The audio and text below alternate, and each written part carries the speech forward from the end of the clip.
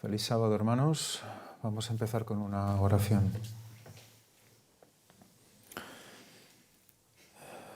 Padre nuestro que estás en el santo cielo, sea elevado tu nombre en este día, en este hermoso sábado que nos regalas.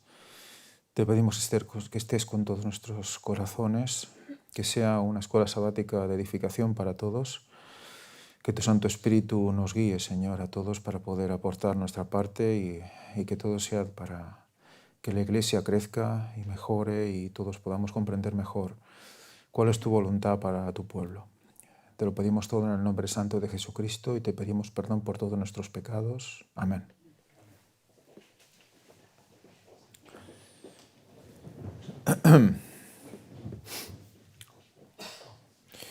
Bueno, pues esta semana vamos a estudiar el momento en el cual ya Josué entra a la tierra y empieza a limpiar la tierra, ¿no? Empieza a limpiar la tierra. Ya el otro día vimos cómo pasó con Jericó. Y aquí hace una reflexión, la lección al respecto de ese acto, ¿no? Ese acto de entrar en la tierra prometida y limpiarla de todas las tribus paganas que había allí.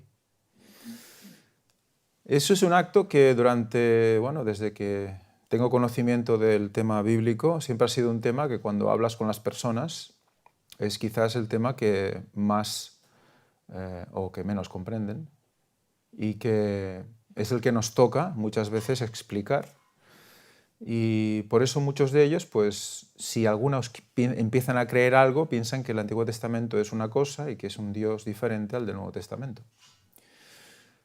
Porque se considera que Dios pues es amoroso y bueno, y lo es, eso nadie lo niega, y que evidentemente no puede matar o no puede quitar la vida. Mi pregunta es la siguiente: ¿Dios puede matar? ¿Dios puede quitar la vida?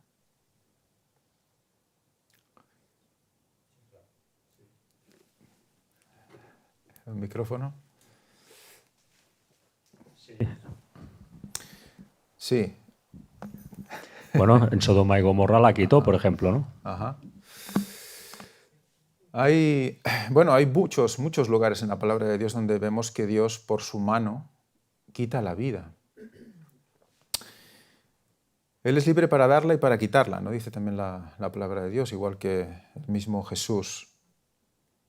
Pero la pregunta va también dirigida a que pues hay corrientes en las cuales se considera eso, ¿no? Que Dios no puede matar, no puede hacer nada porque va en contra de sus propios mandamientos. ¿Qué contestaremos a eso? Esto lo han dicho hasta pastores adventistas. Exacto. Y eso es una tendencia que hace que dejemos, digamos, el juicio, la condenación. Por eso el himno de hoy, ¿no? Claro, si nosotros eliminamos esa posibilidad de que Dios pueda hacer eso, ¿en qué punto queda el tiempo de gracia o el juicio de Dios, ¿no? En cuanto al himno, ya hay algo que ha quedado desfasado. Y es cuando dice que luego el juicio de los justos, Sí, sí. no de los vivos. No, esto ya es ahora. Esto ya es ahora, exacto. Sí, no hay himnos al respecto. Pero claro, ahí es donde entonces, ¿cómo podemos predicar un fin de un tiempo de gracia, ¿no? Cuando se acaba un tiempo de gracia, alguien tiene que ejecutar ese juicio, ¿no? ¿Quién es? Porque también hay tendencias que dicen que no, que es Satanás el que ejecuta esos juicios. Si esto fuera así, como Satanás se ejecutará él mismo y a sus ángeles caídos al fin de todo. No cuadra, ¿no?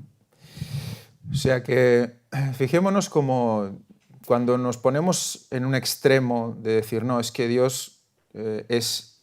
No me gusta decir misericordioso en contraposición al juicio, porque el juicio también es un acto de misericordia, está todo mezclado, como ya hemos visto muchas veces. Pero llevando al extremo el buenismo de Dios, entonces, ¿qué pasa en el cielo, no?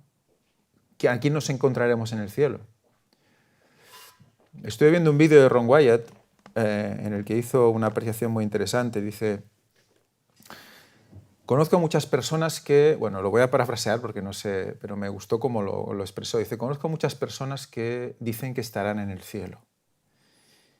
Dice, si yo llego allí y me las encuentro, preferiría haber ido a otra parte, ¿no?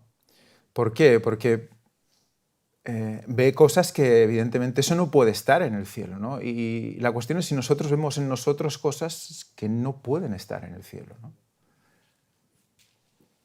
Sí, una forma, ¿no?, de hacerlo entender y de poderlo explicar, una de las formas, evidentemente pueden haber muchas. Bueno, a mí siempre me gusta compararlo y por eso yo creo que Dios dio al ser humano la posibilidad de ser hombre y mujer y tener familia. Es, pues, una vez más, ¿no? Si tú tienes un hijo, tú a ese hijo lo vas a amar muchísimo y no dejarás de amarlo nunca. Supongamos que este hijo, pues, decide libremente seguir por malos caminos y se desvía de ti y empieza a hacer el mal de una forma abierta y total. Seguramente a ti no se te va a ocurrir matarlo, ¿verdad? Tú dejarás que él siga su camino. Y bueno, pues, en fin, ya habrá, si crees en Dios, piensas, pues ya habrán otros sistemas para ponerlo en vereda o, en fin, que se haga justicia. Tú no se te va a ocurrir coger y matarlo. Pero supongamos que tú llegaras a saber que es por culpa de ese hijo tuyo, ¿no?, que está haciendo el mal, se va a perder todo el universo, ¿no? O se va a causar, bueno, que todos acaben, pues, podridos. Claro, entonces, ¿qué haces? Bueno, pues seguramente si estuviera en tu mano esa decisión, solo tú pudieras tomar esa decisión, seguramente, bueno, por muy mal que te supiera, lo matarías, porque si no se destrozaría todo, y todo es todo. Yo creo que Dios está en esta misma tesitura, ¿no? Él con el ser humano lo ama profundamente, pero sabe que un ser humano no convertido, viviendo eternamente, lo acabaría pudriendo todo. Entonces, esa es una explicación, ¿no? Una posible explicación del por qué Dios no tiene otra que acabar con el mal. Porque si no, el mal eternamente acabaría, pues, lo acabaría pudriendo todo, ¿no? Entonces, no es que le guste, pero tiene que hacerlo. ¿Por qué Dios acabó con Sodoma y Gomorra? ¿Por qué creéis que Dios acabó con Sodoma y Gomorra? ¿Perdón? Coja el micro, por favor. Bueno, dicen por ahí que porque había mucha maldad. Llegaron al colmo de la maldad. Ah, vale. O sea, Ese es, al punto límite. creo que ese es el punto que tenemos que tener en cuenta, ¿eh? Porque claro, ¿hay maldad en el mundo? Sí. Entonces todos tenemos que estar fulminados, ¿no? Pero ¿hay gracia en el mundo? Aún sí. Pero hay... No, que esto lleva a pensar también el otro planteamiento que tanta gente acusa. ¿Y por qué se hacía matar también a las mujeres y a los niños, incluso de vientre? Esto también recuerda un poco, en línea con lo que estaba diciendo Luis, de esa típica pregunta que se hace. Si tú supieras que Hitler es ese niño que ha nacido, ¿dejarías que viviera o lo matarías para que no matase a tantísima gente después? Esta pregunta es un planteamiento que se ha hecho hace, bueno, años. Yo desde que era chaval ya se planteaba. Bueno, pues, ¿qué harías? No, es interesante ver eso, ¿no? Porque ¿qué pasa con el colmo de la maldad? Es que el problema es que no tenemos claro el concepto de lo que es la maldad, que es lo contrario a la bondad, ¿no? Y no puede haber bondad y maldad juntas en el cielo. Si no, imagináis una eternidad así, entonces volveríamos otra vez, sería la perdición de todo el universo. La ley de la genética es importante, ahora que Víctor lo ha comentado. Elena White dice que la tenemos que comprender, porque si no la comprendemos tampoco entenderemos por qué tenían que morir los niños también. Porque el destino de esos niños ya estaba escrito para perdición. O sea, no había solución para esos niños.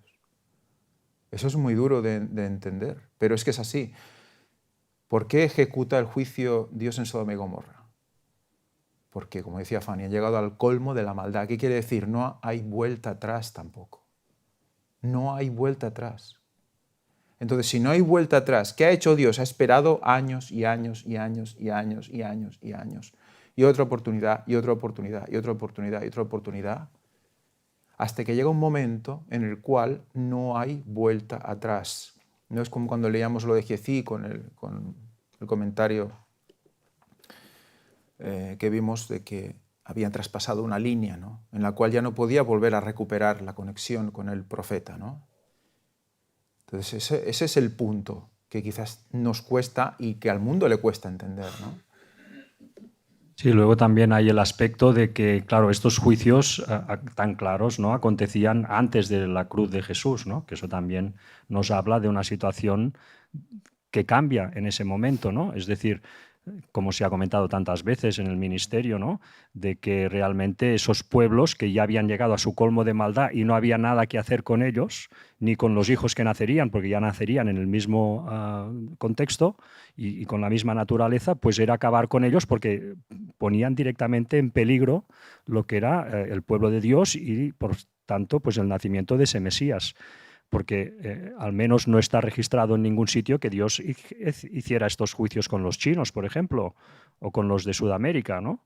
Ahí no, esos pueblos no ponían en peligro que naciera un Mesías, pero en cambio esos pueblos que estaban tan próximos al pueblo de Israel, esos pueblos sí, esos pueblos directamente hubieran podido impedir, ¿no?, de dejarlos a su libre, ¿no?, pues hubieran llegado a poder interferir en eso, ¿no? Me imagino yo que también va un poco por ahí.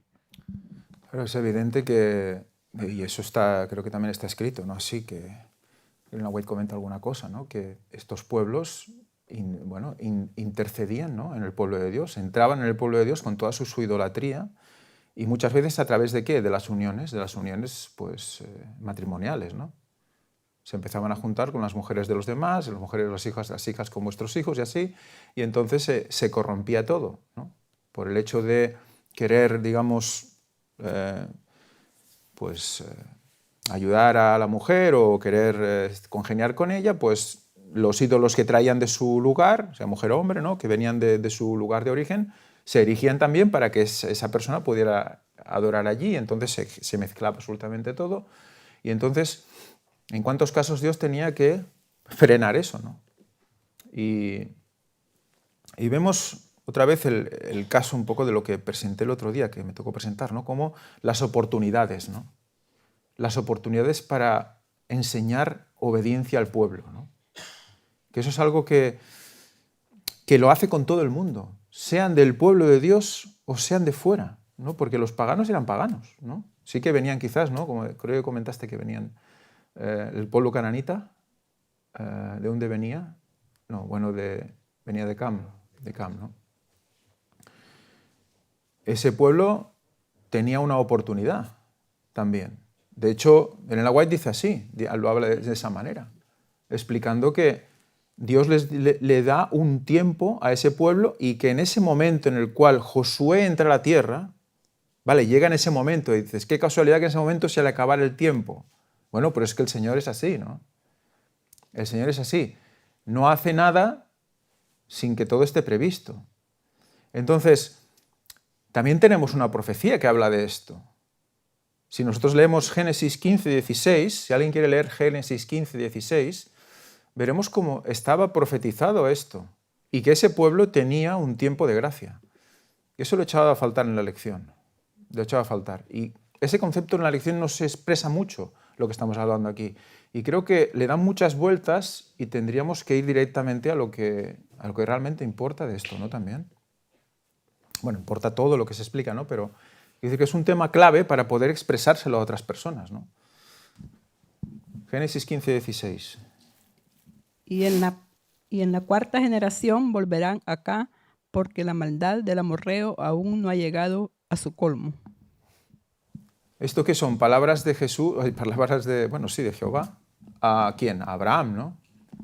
Abraham, después de hacer todo lo que hizo, aquel pacto de partir los animales y pasar por el medio y todo eso que vimos, después de eso le dice que la maldad del amorreo, dice, no estará para siempre, llegará hasta la cuarta generación, que ahora no era el momento, digamos, ¿no? Llega Abraham y no era el momento, en ese momento, ¿de qué? De limpiar la tierra. Y que se la promete a su descendencia, ¿no? Pero ¿hasta qué punto? Hasta la cuarta generación, hasta entonces. Luego, entonces sí, será el momento de llegar. ¿Por qué? Porque él sabía que en ese momento es cuando se le acabaría el tiempo. Por lo tanto, vemos cómo el Señor tiene un tiempo previsto para el tiempo de gracia de las naciones, ¿no? Por lo tanto, es interesante que nosotros también sabemos que hay un tiempo previsto de gracia para el pueblo de Dios, el pueblo adventista, ¿no? Y para el mundo entero. Y para el mundo Por entero. eso los 6.000 años. Exacto, por eso los 6.000 años, ¿no? Sabemos que alrededor del año, bueno, el 30, aproximadamente en otoño del 30, ahí se va a acabar el tiempo de gracia para todo el mundo, ¿no? Y empiezan las plagas. Por lo tanto, ¿en qué momento estamos de la historia de la tierra tan impresionante, ya desde dentro del punto de vista de la propia Iglesia y del punto de vista de la gente que está fuera, que está ignorante, muchos de ellos, a lo que se viene, ¿no? El tema de la cuarta generación, si nosotros vemos de Abraham hasta Josué, en realidad hay 7 generaciones, lo cual es muy interesante. Hay 7 descendencias, 7, o sea que también nos está llevando un poco al 7º milenio, al fin del tiempo, y Josué entra en la tierra, ¿no? Sabiendo todo lo que implica Josué, lo que representa respecto de Eliseo y demás, ¿no? O sea que en el fin del tiempo también hay una limpieza de la tierra, ¿no? Cuando dice la cuarta generación, parece ser que se refiere a las 4 generaciones que estuvieron desde que se liberó, bueno, desde Egipto, ¿no? Desde que salieron de Egipto, son 4 generaciones hasta Josué. Y entonces, perdón, desde que entraron, perdón. Son 4 generaciones hasta Josué. Y entonces es cuando se ejecuta el juicio, que es lo que justamente el Señor había previsto en Génesis 15:16. Por lo tanto, vemos cómo a ese pueblo, a esa tierra, se le acaba la gracia. Se le acaba la gracia. Y entonces Dios tiene que actuar. ¿Cómo actúa Dios? ¿Cómo prometió Dios que actuaría? Vamos a leer Éxodo 23, del 27 en adelante. Éxodo 23, del 27 en adelante.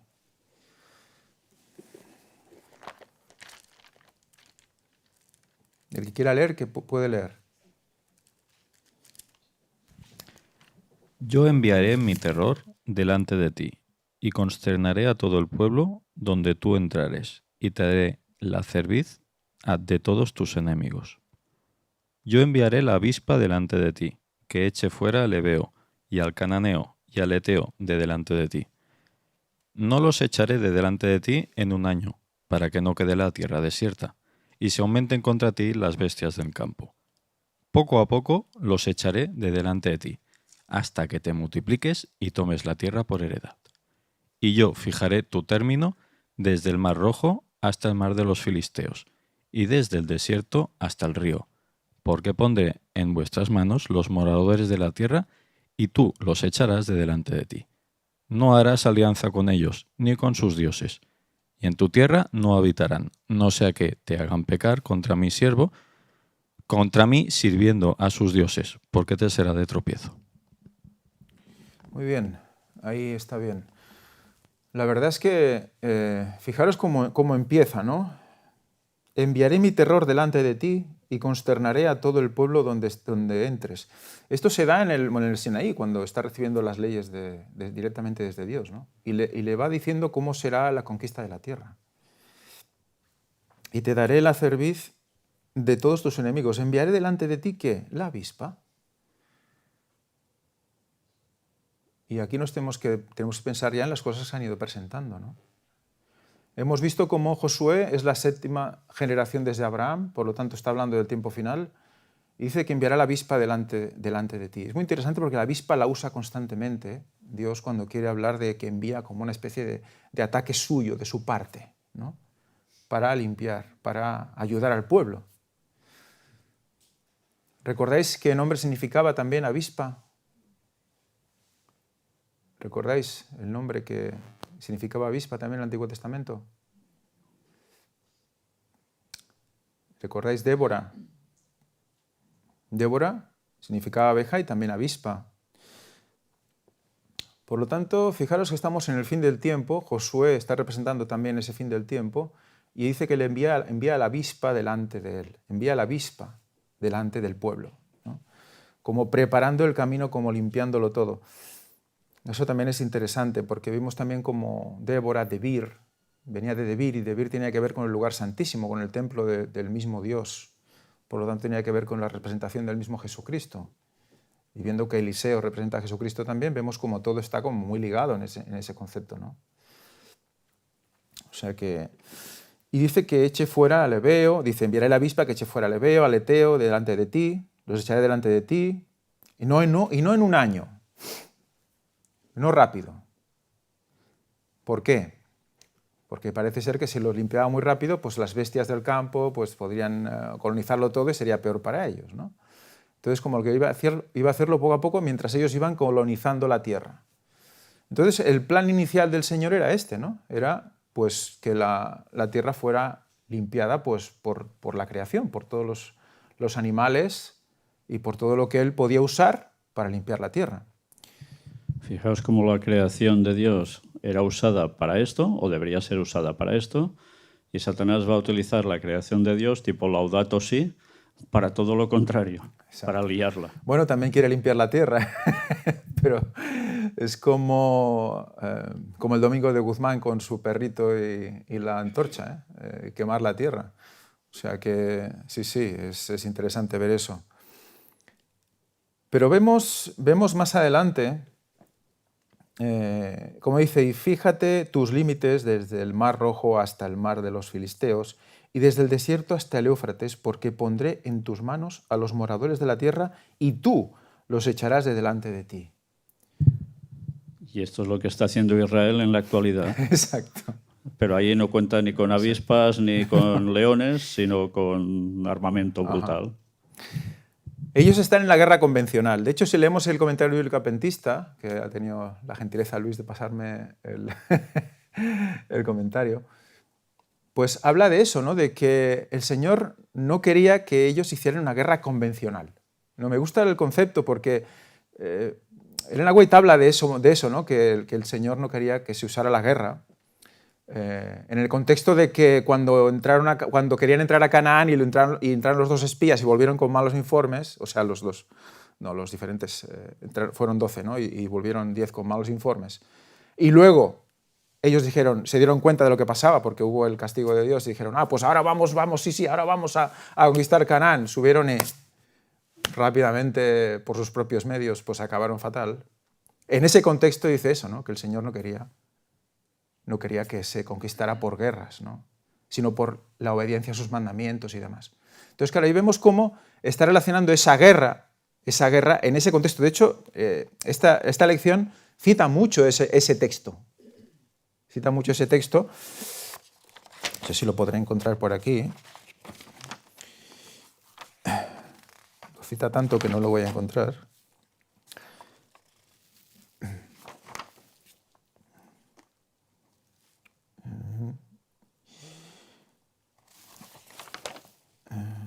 Bueno, eso es típico, ¿no?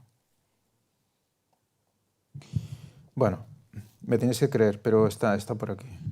De hecho, todos estos textos que hablan sobre estas conquistas y de echar fuera al pueblo malvado es lo que ahora están aplicando ellos, queriendo pasar por nación de Dios aún en la actualidad. Y que tantos evangélicos se tragan como que verdaderamente debe ser así.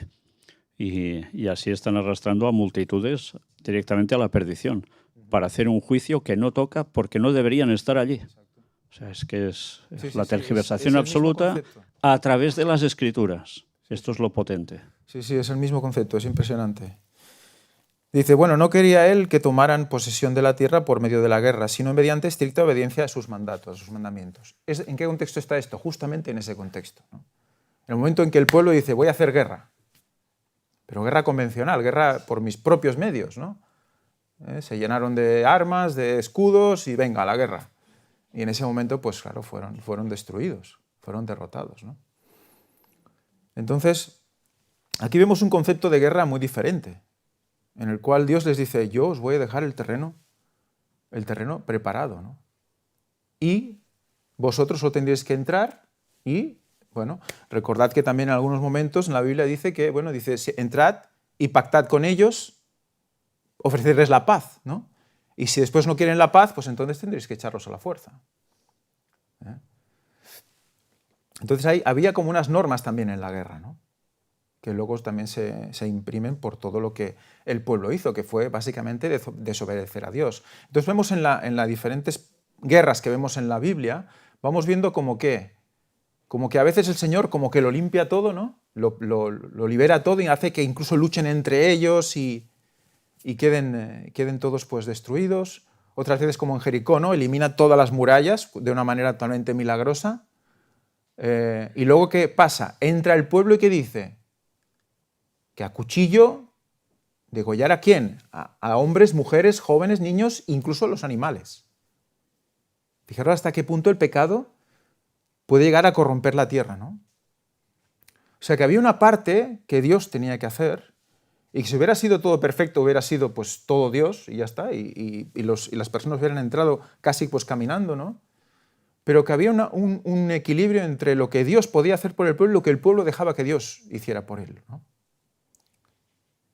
Y eso vais a ver en la misma Biblia en muchos lugares donde parece ser como que hay mucha parte, algunas veces Dios hace mucha parte y el pueblo solo entra y casi camina por ahí, y otras veces el pueblo tiene que luchar y tiene que vencer, ¿no?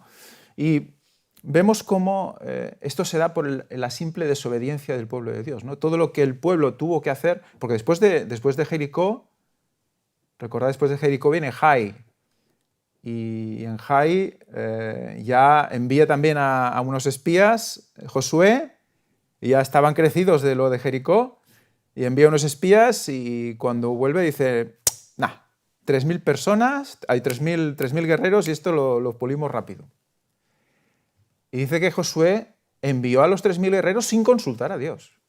Ya, imaginaros qué nivel ya de confianza en uno mismo, ¿no? Entonces, fijaros cómo eso es algo que es muy recurrente en el pueblo de Dios, ¿no? En lo que nos pasa a nosotros, ¿no? A veces tenemos una victoria que el Señor nos la ha puesto delante, porque sabemos que todo lo bueno viene de Él, y luego nosotros, ¿qué hacemos? Creemos que somos los reyes del mambo, ¿no? Y que es porque somos unos cracks y que porque estamos muy consagrados y entonces pues ya hacemos todo como sin pensar y sin someternos, ¿no? Y luego vienen las caídas, vienen los golpes. Y bueno, la verdad es que recuperarse de eso es muy complicado. Es que somos bombas de relojería realmente, Sí. ¿no? Dios pone bendiciones en nosotros y lo que tú dices, nos venimos arriba y la humildad se va por la puerta, ¿no? Y empiezas pues a andar por tu cuenta. Entonces, Dios es muy sabio, ¿no? Porque sabe exactamente cómo gestionar todas situaciones para que al final esa persona pueda llegar a ser salva, ¿no? Debemos aceptar las dificultades también y las tribulaciones que Dios permite, porque seguro que son en nuestro beneficio. Porque si todo fueran bendiciones, lo tendríamos muy mal, ¿no? Tantas veces. Dios debe permitir que tengamos problemas, porque si no, no creceríamos. Él nos conoce, ¿no? Y fijaros cómo el Señor en su sabiduría utiliza esa desobediencia, ¿no? Con renglones torcidos va y escribe recto. Utiliza esa desobediencia y dice, bueno, pues ahora vosotros vais a tener que luchar. Y os voy a hacer partícipes de mi victoria.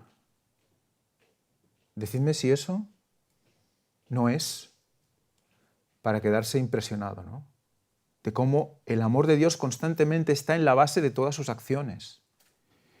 Y entonces el Señor, depende de qué batalla, depende cómo ha ido antes con él, pues permite una cierta acción del pueblo, incluso muerte de algunos de los soldados del pueblo, porque no han hecho lo que tenían que hacer, pero en otras ocasiones entran y el pueblo vence en el nombre de Dios porque Dios lo prepara en el caso de Jai, por ejemplo, cuando luego ya se dan cuenta de lo que han hecho y Josué pide perdón, ¿cómo les ayuda a Dios?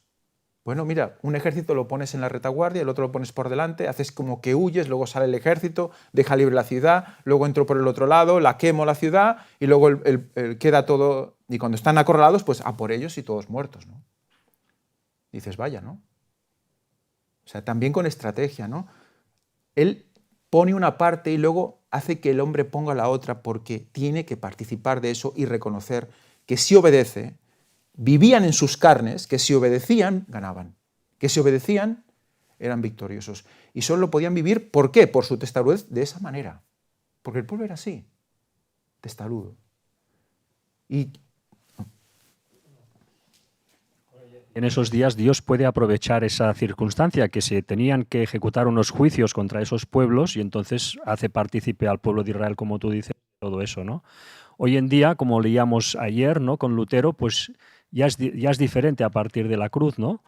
A Lutero no se le pedía que levantara un ejército para participar de expandir el evangelio por Europa, ¿no?, el verdadero evangelio, sino que ahí Lutero simplemente tiene que andar por fe, sin empuñar ninguna arma, porque eso ya no tocaba en esos momentos, ya no habían ese tipo de juicios en la tierra, ¿no? Cristo ya fue crucificado. Pero, en cambio, Dios, como decíamos, ¿no?, proveyó también a Lutero pues, con toda una serie de situaciones que se produjeron en esos años que hicieron que la reforma pudiera salir adelante, ¿no? Pero, bueno, son diferentes momentos de la historia, ¿no?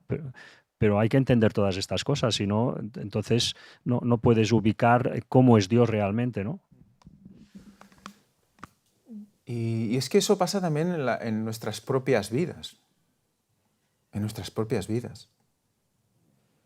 Si nosotros de entrada empezamos obedeciendo de todo corazón y vamos haciendo las cosas con cabeza y no nos desviamos de lo que tenemos que hacer, todo más o menos se va dando. Todos somos pecadores, evidentemente, pero más o menos se va dando. Te sometes, vas haciendo. Pero ¿qué pasa cuando la vas metiendo la pata y vas metiendo la pata y vas metiendo la pata? ¿El Señor te fulmina? No. ¿Qué pasa? Coge esos errores, les da la vuelta y te hace ¿qué? Trabajar más. Y en ese trabajo que tienes que hacer más grande, ¿qué te hace? Partícipe de su naturaleza. ¿Vemos el concepto? Porque tienes que hacer mucho trabajo, más trabajo que antes, para poder ser salvo. Tienes que ponerte a sus pies con más dolor, con unas consecuencias que tienes que arrastrar quizás durante toda tu vida, pero cada victoria es con la ayuda de Dios y Dios te ha hecho partícipe de esa victoria. Eso realmente es apasionante ver cómo el Señor usa esas cosas para bien y nosotros estamos como si nosotros fuéramos no sé qué cosa. Y estamos en el mundo del pecado. Fijaros, eso es como Adán y Eva, ¿no? También cuando empezó. Adán y Eva al principio, ¿qué? ¿Qué problemas tenían exactamente? ¿Qué problemas tenían? ¿Qué problemas tenían Adán y Eva cuando empezaron? Ninguno, ¿verdad? Dicen por aquí. Todo estaba bien, ¿no? Todo era feliz, obedecían, ya de corazón, ¿no? Pero Satanás consigue que haya una separación de ese matrimonio, que ella empiece a mirar otros lugares, otras cosas, y ahí pues empieza a caer, y luego caen, y luego entra el pecado. ¿Los fulmina? No. ¿A partir de entonces fue más fácil o más difícil? Más difícil. ¿Pero qué hace el Señor? Viene y les muestra los sacrificios, que Él morirá por la humanidad, por lo tanto derrumba las murallas de Jericó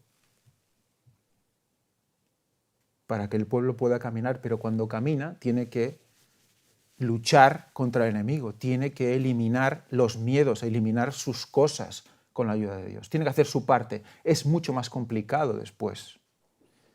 Y con cada caída aún es más complicado. Pero ¿qué pasa? Que el Señor desciende a donde tú estás, te recoge, es que es muy emocionante. Te recoge y te hace caminar en ese camino y te hace luchar y te pone a prueba para ver si puedes levantarte allí donde estás. ¿No?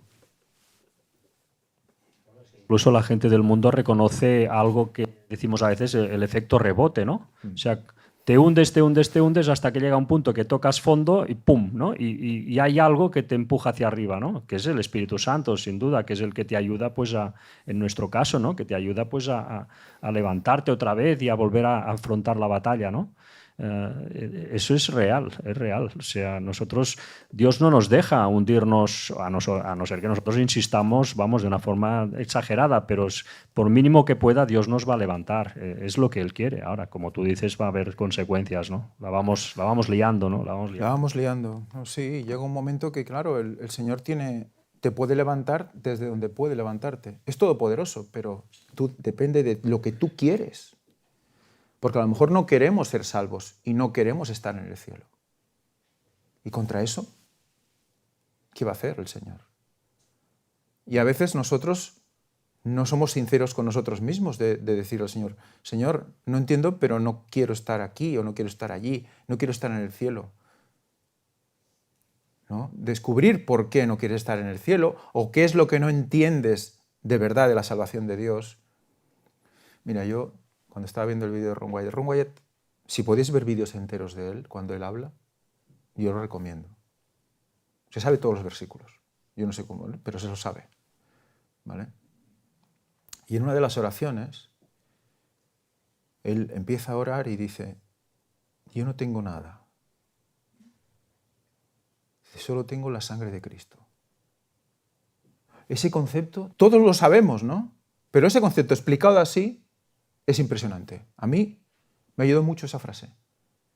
No tengo nada. Lo que yo tengo es todo tuyo y tú, lo que bueno, es tuyo. Pero solo tengo la sangre de Cristo. La sangre de Cristo que nos limpia, que nos prepara para lo que ha de venir, ¿no? Pues nosotros somos solo pecadores. La sangre es lo único que a la base de pasar por nosotros se va llevando el mal, ¿no? Y nos ayuda luego a no pecar, ¿no? Es impresionante el concepto. Entonces, eso es un poco lo que quería transmitiros, ¿no? Cómo todo el tema de la guerra con Josué, la guerra de esa limpieza, es una amplitud de miras, es una capacidad, es un tema de limpieza espiritual, es un tema de limpieza incluso, pues, física, porque cuando tú predicas siempre hay alguien que va a caer cuando tú estés hablando, ayer lo dijimos, ¿no? Como pones el hacha al pie del árbol y también personas pueden caer, ¿no? Entonces todo eso es apasionante, todo eso, ¿no? Ver cómo el Señor ha ido siempre a buscarnos, siempre a buscarnos. También te puede levantar el otro, ¿no? Claro, también tenemos que estar atentos a eso, ¿no? Pues tú puedes ir cayendo en un pozo y de repente encontrar algo que te levanta, pero que no es Dios precisamente, ¿no? Bueno, ahí está el concepto. Si os fijáis, eso es algo que pasa mucho, ¿no? Sobre todo cuando un joven empieza a comprender la palabra de Dios, le surge un novio o una novia. Es curioso, pero eso es así. Lo siento, pero es un patrón que he visto que se repite muy, muy a menudo. Y Elena White tiene unas citas impresionantes de cómo es uno de los, digamos que es uno de las dianas o de los objetivos que tiene Satanás en el último tiempo, que es emparejar a los jóvenes. Y sobre todo emparejar a jóvenes que no se llevan bien. Ese es Ya lo has dicho bien, empajarar. Sí. Porque desde luego Sí. que no es así. Sí. Bueno, mi dicción... que no se llevan bien. Esa es la idea de Satanás, emparejar a los que no se llevan bien, que son incompatibles, vamos a decir. Y eso es impresionante porque, fijaros, ¿no? Entonces, bueno, seguimos adelante. La misma lección, en algún lugar también nos pone una cita muy interesante, Conflicto y Valor. Dice, cuando Josué salió antes de la toma de Jericó, apareció frente a él un guerrero completamente equipado para la batalla, y Josué preguntó, ¿eres de los nuestros o de nuestros enemigos? Y él contestó, como príncipe del ejército de Jehová he venido ahora. Si los ojos de Josué se hubieran abierto como los de Eliseo en Dotán, y hubiera podido soportar la visión, hubiera visto a los ángeles del Señor acampados alrededor de los hijos de Israel. Interesante, ¿no? Cómo hay esta conexión, ¿no? Entre Eliseo y Josué, en ese sentido también. Pero es que lo que decíamos, ¿no? Si vemos el tema incluso de la numerología a nivel de Jericó, vamos a ver también cómo está todo encarado al fin del tiempo, ¿no? ¿Cuántos días estuvieron dando vueltas alrededor de la ciudad? ¿Cuántos días estuvieron dando vueltas alrededor de la ciudad de Jericó antes de que cayera? 7 días. Me parece. ¿Y dieron cuántas vueltas? 7 días, ¿cuándo? ¿O 7 vueltas, cuándo? El último día. El último día. ¿Y los otros días? 3. Una. Una vuelta cada día. Entonces, total de vueltas.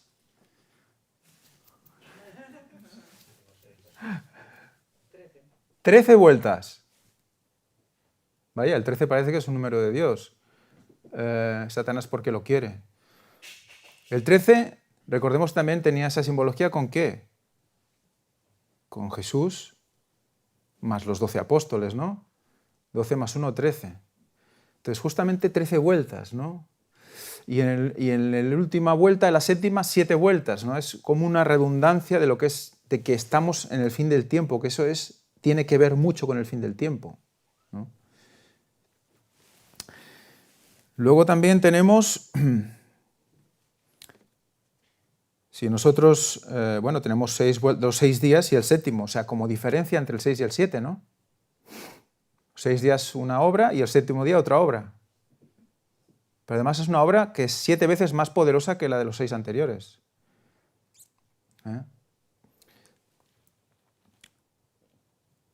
6 días, 6.000 años. Séptimo día, séptimo milenio. Es como que está marcando un tiempo, ¿no? Si nosotros vemos las 13 vueltas, también es 3 más 1, 4, es el 4.000 años, es el cuarto ángel. O sea, si nosotros sumamos las vueltas más los días, tenemos 20, que es 2.000 años. Si vemos,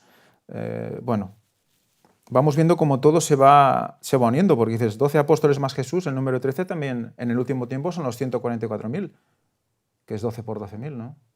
144.000 más Jesús, cuando se unen. O sea que todo lo que estamos viendo con Josué tenemos que verlo con el prisma del fin del tiempo. Con el prisma del fin del tiempo.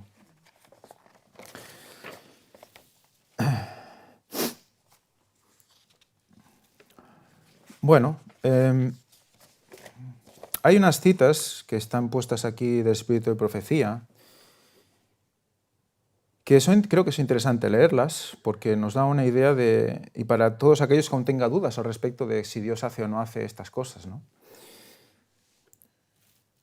Dice, hay algunos, esto es de Cada día con Dios, hay algunos que habiendo recibido advertencias e instrucción de parte de Dios, deliberadamente se apartaron de los mensajes que les envió.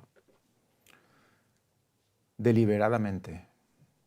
Fijaros cómo muchas veces podemos decir que somos engañados por Satanás, pero sabemos que somos engañados por Satanás. Nosotros no tenemos excusa ante el engaño de Satanás. Cuando estamos en el pueblo de Dios y sabemos cómo es Satanás. Caminaron como a ciegas hacia las trampas preparadas por Satanás. Él está jugando el juego de la vida para ganar sus almas. Y algunos que podrían estar en condición de ayudar a estas almas enlazadas han sido ellos mismos tomados cautivos por el archiengañador. O sea que no podemos estar tranquilos solo por el hecho de estar, como maestros o como ministros. El hecho de subir aquí arriba, pues aún es más peligroso si cabe, ¿no? El amor de Dios por su iglesia es infinito. Hizo toda provisión posible para su crecimiento y engrandecimiento. Su cuidado por su pueblo es incesante. Ha dado instrucciones con respecto a los peligros de las teorías falsas y los razonamientos astutos del archiengañador. Ha mandado advertencias, reproches y mensajes para salvar a su pueblo. Pero algunos, como muchos de los discípulos de Cristo, se ofenden porque han malinterpretado los mensajes enviados por Dios. O sea, el Señor nos envía mensajes, nos envía advertencias, y como no las comprendemos exactamente, nos ofendemos. ¿Por qué? Porque nos sentimos atacados en nuestro orgullo, a lo que nosotros queremos hacer, en vez de lo que Dios quiere de nosotros, ¿no? El Señor permite las pruebas cuando son esenciales para la purificación de la Iglesia. Todo esto son textos que están en la versión de maestros de la escuela, ¿vale? Que nos la aporta la escuela misma. ¿Cuándo permite las pruebas? Cuando son esenciales, cuando son cruciales, porque el Señor también tiene su paciencia, ¿no? A ver si estas personas pues se van como entendiendo las cosas y tal, pero llega un punto en que bueno, vamos a poner una prueba ya, ¿no? Porque esto no puede ser, no puede seguir así, a ver si activamos esa reacción, ¿no? Algunos bajo estas pruebas piensan que se los está castigando y en lugar de humillar sus corazones se oponen indignados. Satanás espera su oportunidad para presentar algún sofisma agradable que cautive las mentes de los que son tentados, a fin de llevarlos a aceptar sus fábulas. Los que son engañados así se convierten en canales, atentos, canales por medio de los cuales otras mentes son seducidas por sentimientos engañosos. ¿Recordáis lo que estuvimos hablando de los canales y de los conductos? ¿Qué vimos? Vimos como los profetas de Dios eran conductos, ¿no? Pues vemos también que en el momento en el cual nos ponemos en manos de Satanás, somos conductos también, somos canales del enemigo para llegar a otras mentes. Por lo tanto, somos mediums. Mediums. Canalizadores. Espiritistas. Qué impresionante, ¿no? Cuando lo vemos desde ese punto de vista, qué pocos queremos ser eso, ¿no? Es que solo hay un lado o el otro, solo hay el bien o el mal, no hay un término medio. O somos canales de Dios o somos mediums de Satanás. Dios no se goza con la muerte de los injustos. Ha soportado mucho tiempo a corazones obstinados y endurecidos. El que dio a Cristo a este mundo ha dado mensajes de advertencia, pero muchos se han negado a escuchar. Ha soportado por largo tiempo a hombres que no han glorificado su nombre. Ahora llama a su pueblo a hacer un trabajo concienzudo y a remover toda piedra de tropiezo. Es impresionante, ¿eh? Porque está hablando del trabajo que hizo Josué también, pero dentro de la misma iglesia. Eliminar toda piedra de tropiezo. Despejemos el camino para nuestro Dios. También dentro de nosotros mismos, evidentemente. Todo esto tiene una amplitud impresionante, ¿no? Una amplitud impresionante. Porque cuando Juan el Bautista despejó el camino, lo hizo a todos los que estaban allí, les preparó para lo que había de venir. Pero él también tuvo que quitar sus piedras de tropiezo y todos tenían que hacer una asimilación de lo que implicaba que viniera Jesús, ¿no? Entonces todo esto, todo lo que nos está impidiendo poder hacer este camino tiene que ser limpiado. Y es que es el último llamado ya, creo, es como el último llamado, ¿no? Ver lo que pasa con Josué es el último llamado para ya entrar en la tierra. Debido a que no era capaz de presentar directamente sus engaños acerca de Cristo, está hablando de Satanás, supongo, decidió desprestigiarlo mediante declaraciones e informes falsos. Como resultado de ello, hubo guerra en el cielo y Satanás fue expulsado. Se convirtió en el enemigo mortal de Cristo. Su esfuerzo constante consistió en contrarrestar de todas las maneras posibles su gran obra de salvar almas. ¿Cuál era o cuál es aún hoy el objetivo de Satanás? Intentar que no se puedan salvar almas. Por lo tanto, va a arruinar y va a agobiar y va a intentar, digamos, dificultar y poner trabas en las vidas de las personas que intenten salvar almas. Así que ese es el camino que nos espera. Y por lo tanto estamos en una guerra. Estamos en una guerra y hay dos bandos. No hay tres ni hay cuatro. Hay dos bandos. Y sabemos que la hemos ganado si estamos en el bando correcto. Estamos predestinados para vida eterna en Cristo Jesús. ¿Veis lo que es eso? Y predestinados para muerte eterna en Satanás. Hay dos predestinaciones.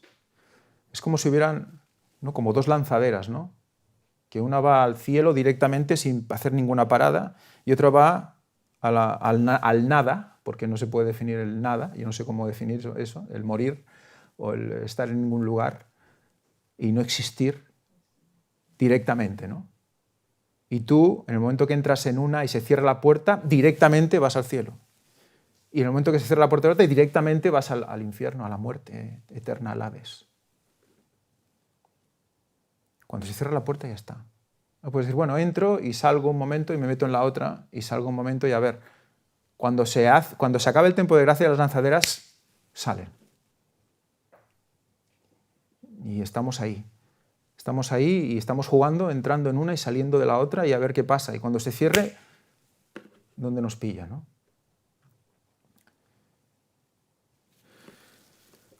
Bueno, es un sentimiento que estoy teniendo últimamente y quería transmitíroslo porque la verdad es que son momentos importantes en la historia de este mundo y en paralelo de la Iglesia y de cada uno de nosotros en particular, ¿no? Bueno, la verdad es que la escuela sabática para mí se acaba aquí. He ido un poco transversalmente por todos los temas, más o menos, que se tocaban. La idea era eso, pues plantear una cosa así amena y transmitir una idea. Si alguien quiere hacer algún comentario al respecto o quiere exponer su opinión de los momentos que estamos viviendo o si cree que puede aportar algo más al respecto, pues que lo haga y somos libres y creo que es el momento. Bueno, con respecto a lo que mencionabas, ¿no? Del punto decisivo en el que estamos, en el que vivimos, y yo creo que esto lo podemos notar, sí, a nivel de mundo, sí, a nivel de iglesia, ¿vale? Sí, a nivel de grupo, pero creo que lo podemos notar más a nivel de mente individual. Creo que es una guerra encarnecida la que Dios está librando, la que nosotros estamos librando, la que el diablo está librando, y están luchando constantemente por el trono de nuestra mente. Y ahí la decisión únicamente nos toca a nosotros.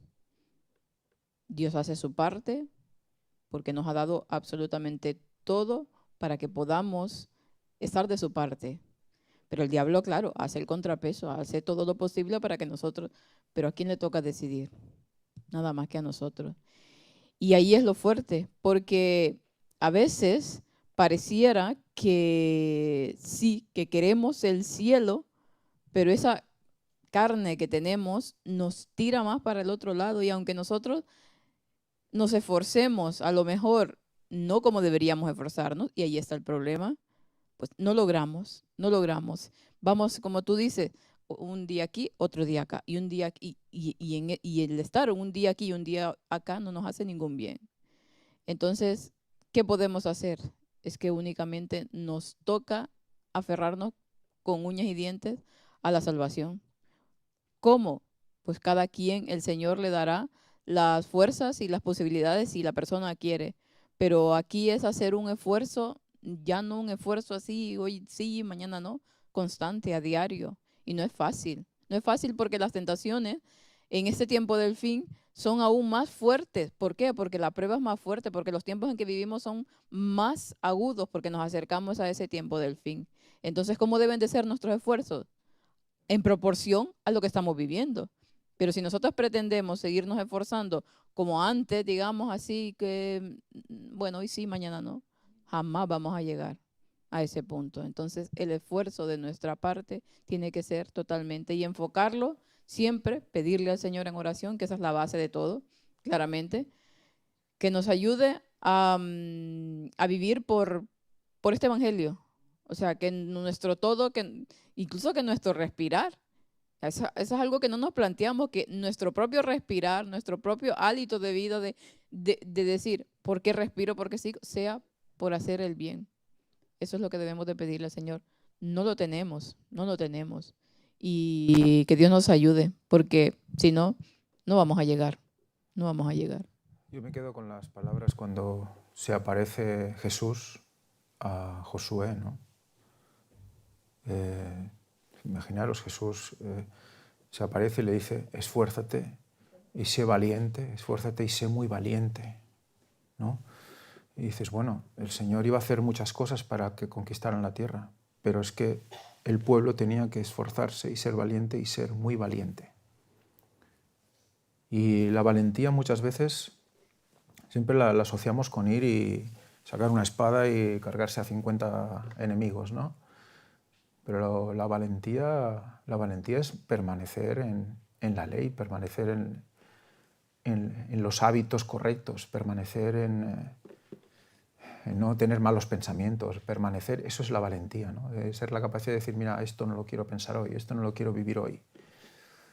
Quiero levantarme mañana y no ser como hoy, ¿no?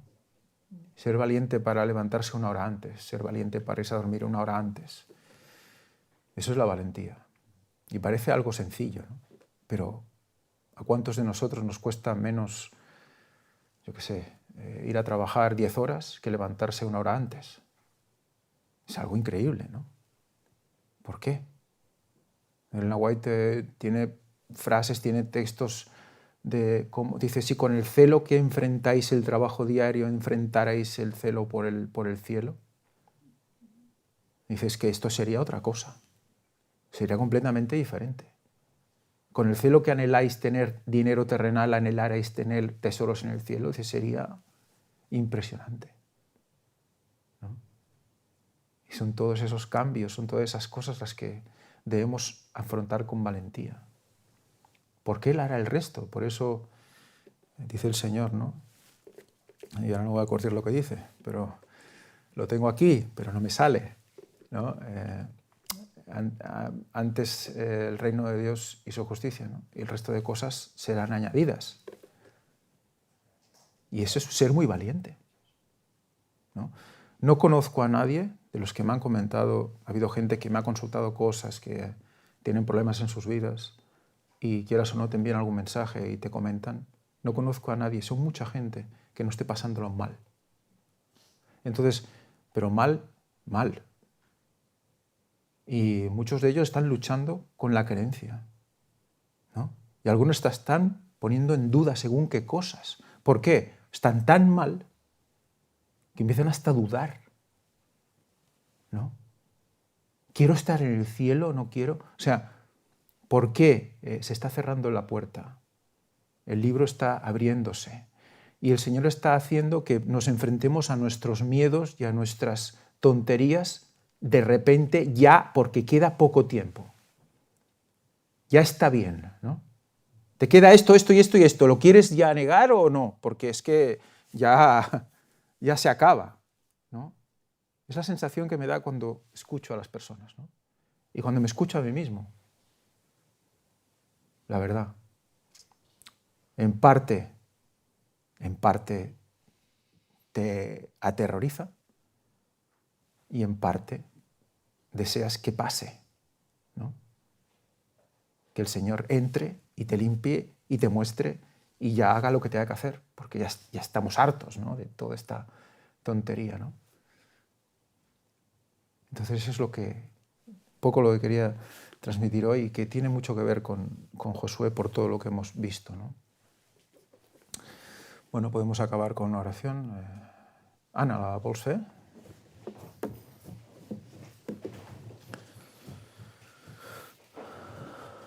Oremos. Padre nuestro que estás en el cielo, santificado sea tu nombre. Gracias, Padre, por este sábado, por esta escuela que hemos tenido, por todo lo que podemos ir aprendiendo. Ayúdanos a ir comprendiendo todos estos conceptos, a estar a tu lado y ayúdanos a ir pasando los días y ir aceptando y aprendiendo y mejorando y dejarnos ayudar por ti, Padre. Ayúdanos también a poder entender este culto que vendrá ahora y llévanos a bien en todo momento. Perdónanos nuestros pecados, te lo pedimos en el nombre de tu Hijo amado, Cristo Jesús. Amén. Amén. Tabernáculos 2025 ya está aquí. Este año nos reunimos en Salou, Tarragona, en el Hotel Olympus Palace, y tú no te lo puedes perder. Disfruta de 3 noches en pensión completa, todo incluido, y elige la mejor opción que se adapte a ti.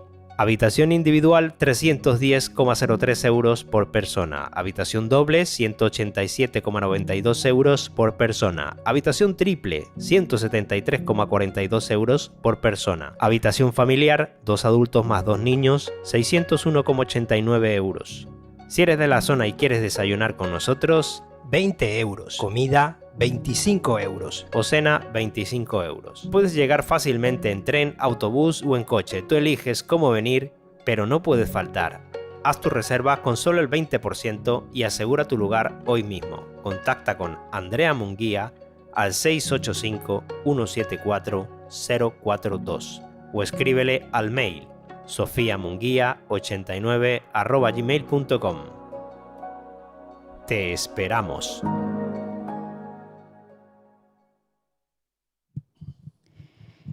Bueno, nuestros anuncios para el día de hoy, como siempre, ya vemos Tabernáculos que se nos acerca. Tenemos hasta el 25 de octubre para poder cancelar la totalidad de la reserva. Y aún un poco de tiempo para aquellos que quisieran apuntarse y aún no se han decidido. Para la tarde, los niños a partir de más o menos 3 y media, los adolescentes a partir de las 9 y mañana los jóvenes a partir de las 7.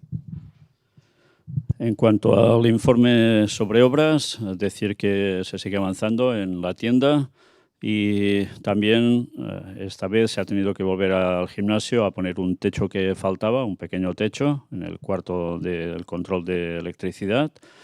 Y bueno, se va avanzando. Se ha comprado ya el material para el suelo de la tienda. Si todo va bien, esta semana que viene ya se va a recibir. Y bueno, ya os digo, se ha comprado más plador, más cuestiones de tuberías, etcétera, etcétera. Dicho esto, ofrenda para locales ha ascendido a 11.399,25 euros y la ofrenda de necesitados a 105 euros. Y ahora ya solo nos queda un anuncio por hacer y es el anuncio de la conferència d'esta tarda. Dissabte 25 d'octubre a les 17 hores, la sala de conferències i museu El Gran Engany presenta La Verge, els Aliens i el Fals Messies. En poc temps, tots es manifestaran. El terreny ja està quasi preparat.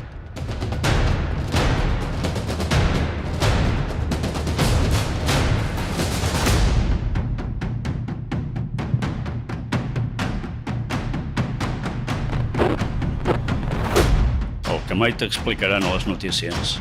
Carrer Narcís Blanc, 11, Girona. Telèfon 678 64 22 63.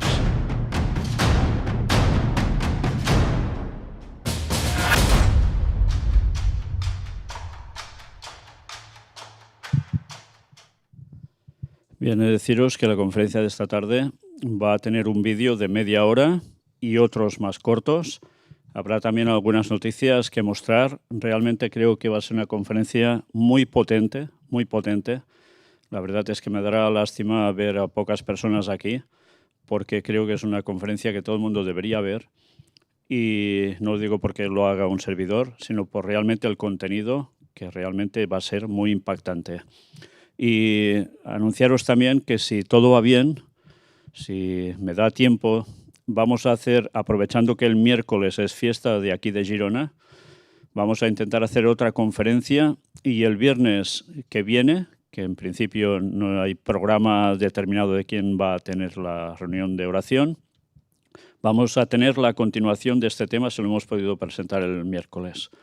Y tendrá que ver con el movimiento religioso en Estados Unidos y en Europa, con una serie de noticias que yo quería mostrar en Estados Unidos, pero de momento, como aún no hemos de ir, lo vamos a mostrar aquí, porque las cosas se están caldeando de un modo impresionante. Y verdaderamente todo se está preparando para el fin de los tiempos. El ciclo se está cerrando. Pues esa es la intención. Y después, el sábado siguiente, vamos a tener la continuación del tema de hoy, que tampoco va a dejar indiferente a nadie, desde luego. Pues nada, gracias, feliz sábado a todos y ahora preparémonos para el culto.